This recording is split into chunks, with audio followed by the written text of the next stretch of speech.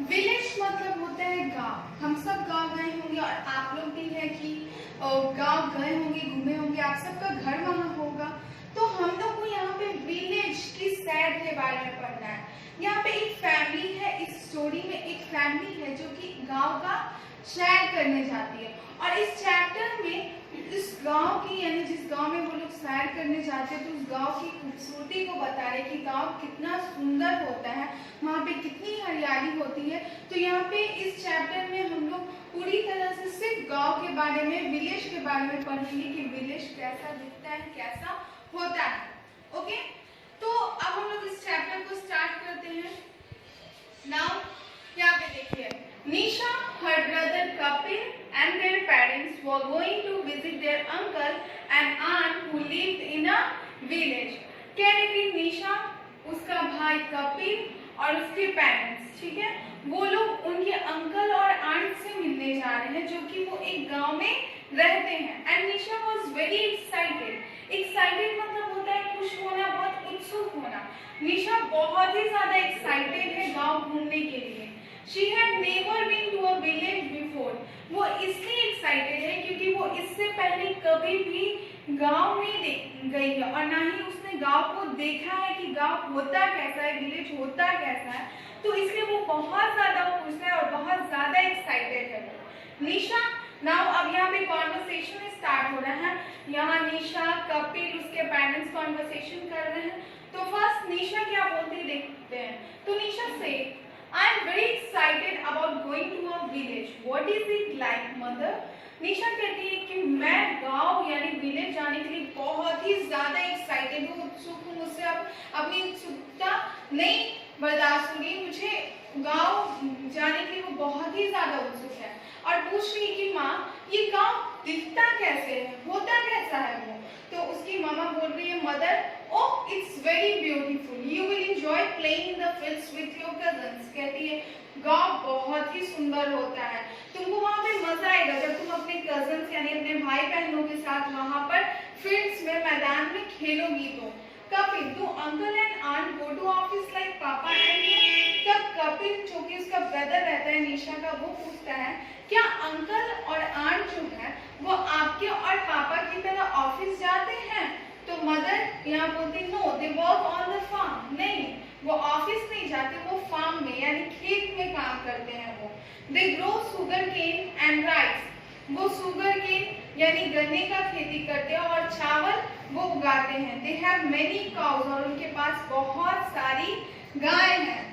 Kapil, how will we reach the farm? Are there autos and taxis to take us there? तो फिर कपिल पूछते हैं तो फिर हम लोग फार्म, खेत कैसे पहुंचेंगे? क्या वहाँ कोई ऑटोज हैं, टैक्सीज हैं जो कि हमें वहां तक ले जाएं?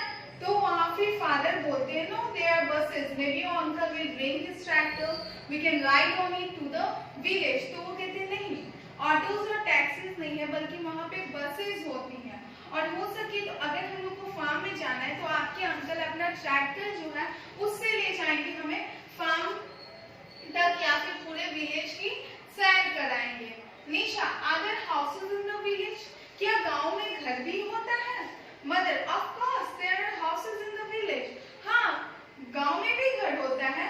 सम of them are big houses with tile roofs, others are smaller with thatch roofs. कुछ हाउसेस बड़े होते हैं जिनकी छत पे टाइल्ड होती हैं और कुछ हाउसेस जो होते हैं वो छोटे होते हैं जिनका मतलब जो झोपड़ी होती है उसको उसकी बात करें, वो छोटे छोटे झोपड़ी हट्स होते हैं। There is a well and two big neem trees behind uncle's house। और वो कहती है कि एक वेल है, कुआं है और दो बड़े बड़े नीम के पेड़ हैं तुम्हारे अंकल के घर के पीछे। When we were young, we used to sit under the trees at night। और जब हम लोग यंग थे यानी हम लोग जब छोटे छोटे थे तो हम लोग रात में उस पेड़ के नीचे, नीम के पेड़ के नीचे हम लोग बैठा करते थे। Grandpa would tells us stories, और हमारे दादा हमें कहानी सुनाते थे। The people of the village would gather to listen to the stories, और गांव के जितने लोग थे वो वहीं पे आकर इकट्ठा होकर वो भी कहानी सुनते थे। Sometimes when it was very hot, we would sleep under the trees. This smelled so good and it felt so cool। और कभी कभी जब बहुत गर्मी होती थी गांव में, तो हम लोग पेड़ के नीचे ही सो जाते थे, क्योंकि वहां पे जो महक आती थी, जो स्मेल था, सुगंध था, वो बहुत ही अच्छा होता था और हम लोग वहाँ बहुत ठंडा भी महसूस होता था। जाहिर सी बात है, हम लोग को जब गर्मी लगती है तो हम लोग पेड़ के नीचे जाते हैं और वहाँ पेड़ के नीचे बहुत ठंडी ठंडी और ताज़ी और फ्रेश हवा मिलती है। Father, children, the train is about to stop at our station. Let's pick up the bags and move towards exit. The train will stop here for only 2 minutes. तब उसके पापा बोलते हैं कि बच्चों, जो ट्रेन है अब यहाँ हमारे स्टेशन आने वाला है, वो रुकने वाली है, चलो अपने अपने बैग उठा लो और बाहर की तरफ हम लोग बढ़ते हैं, क्योंकि यहाँ पे ट्रेन ज्यादा देर रुकने वाली नहीं है, सिर्फ 2 मिनट के लिए रुकेगी।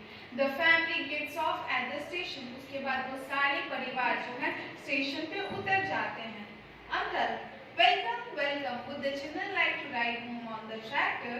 उसके अंकल बोलते हैं स्वागत है, स्वागत है। क्या बच्चों को ट्रैक्टर पे राइड करना पसंद आएगा? चलो मैं तुम्हें ट्रैक्टर पे घर ले चलता हूँ। निशा, yes, we would, what fun. निशा बोलती हाँ हाँ, हम लोग चाहेंगे, हम लोग को ट्रैक्टर पे ही जाना है घर। Kapil, will the tractor take us through the fields, uncle? तो कपिल बोलती क्या ट्रैक्टर हमें फील्ड से होकर ले जाएगा? Uncle, no, it might spoil the crops. नहीं, वो फील्ड यानी कि वो जो खेत है उससे नहीं ले जाएगा, क्योंकि उससे क्या होगा, ट्रैक्टर अगर कोई भी हम लोग मशीन चलाएंगे, ट्रैक्टर गाड़ी वगैरह फील्ड्स में, तो क्रॉप्स क्या हो जाएंगे, बर्बाद हो जाएंगे। तो वो बोल रहे नहीं, वो फील्ड से नहीं होकर जाएगा क्योंकि क्रॉप्स बर्बाद हो जाएंगे। However, you can see the fields from the road as you drive by. लेकिन जब हम लोग रोड से होकर जाएंगे तो तुम फील्ड्स को यानी खेत को देख सकते हो। तो ये स्टोरी जो है यहाँ लास्ट में देखिए नेम लिखा उमा रमन। ये स्टोरी जो है उमा रमन के द्वारा लिखा गया है। उन्होंने स्टोरी लिखा है जिन्होंने गांव के बारे में एक्सप्लेन किया है कि गांव कैसा होता है, किस तरह दिखता है और कितना सिंपल और नॉर्मल लाइफ होता है एक विलेज का।